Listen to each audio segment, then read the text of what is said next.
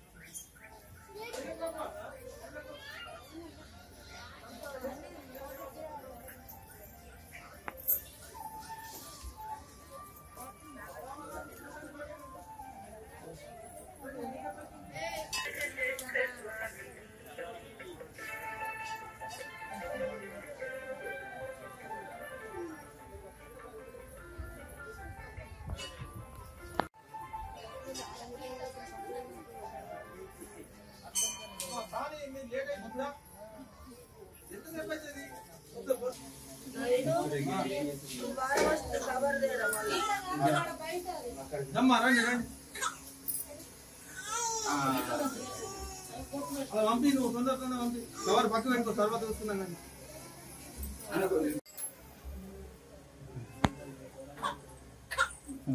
రండి.